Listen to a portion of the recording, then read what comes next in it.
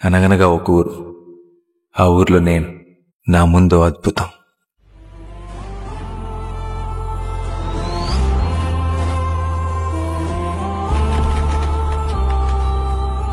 2025 ఈ సంవత్సరం కోసం అసలు ప్లాన్ చేసిందే లేదు. అసలు ఇంత త్వరగా వస్తుందని ఊహించింది కూడా లేదు.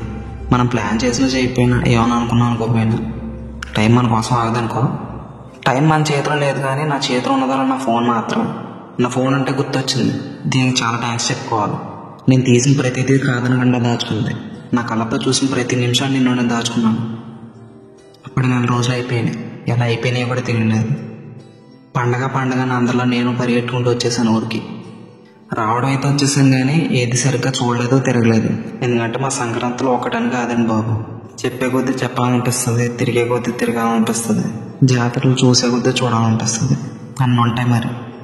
జాతరలు, జనాలు, గుళ్ళు, గోపురాలు, ఎన్నెన్నో నవ్వులు, గారడీలు, పండగకి ఎవడెవడి జీవితంలో ఏం మారిందని చెప్పుకునే మాటలు, జాతర రోజున జరిగే దెబ్బలాటలు, కోడి పందాలు, గుండాట్లు.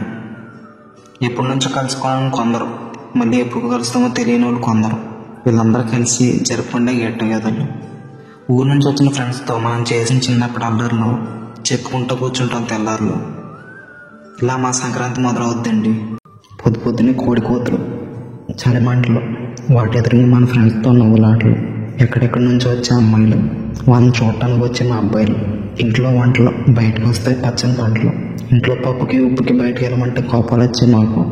ఆ రోజు మాత్రం ఊళ్ళో ఎన్ని సందులు ఉంటాయి అన్ని సందులు, పక్క ఊళ్ళో అన్ని సందులు తిరిగి అలుపు అనేది రాదు మాకు. అలా 3 రోజులు పోగేసుకున్న జ్ఞాపకాలన్నీ తలుచుకుంటూ సంక్రాంతిని ముగిస్తాము. 4వ రోజు అసలైన రోజు. ఎవరికి వాళ్ళు కనపడకుండా ఎవరి ఊళ్ళకి వాళ్ళు ప్రయాణం అయ్యే రోజు. చిన్నప్పుడు బయట ఊళ్ళకి వెళ్ళడానికి పేరెంట్స్ దగ్గర పర్మిషన్ తీసుకునే రోజు నుంచి బయట ఊళ్ళకి వెళ్ళి పేరెంట్స్ దగ్గరికి వెళ్ళడానికి వాళ్ళ పర్మిషన్ తీసుకునే రోజు స్టేజ్ వరకు వచ్చాము.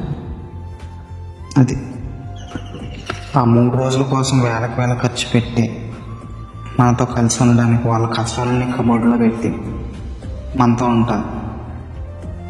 ఉన్నన్ని రోజులు బాగానే ఉంటారు. ఉన్నన్ని రోజులు వేటకరలాడుకుంటూ అన్నీ బాగానే ఉంటాయి. వెళ్ళిపోయాక ఒక్కసారిగా అనిపిస్తుంది మళ్ళీ ఎప్పుడు కలుస్తామా అని. 2025 సంక్రాంతి అయిపోయింది. 2026 సంక్రాంతి కోసం ఎదురు చూసే వాళ్ళలో నేను ఒకడిని.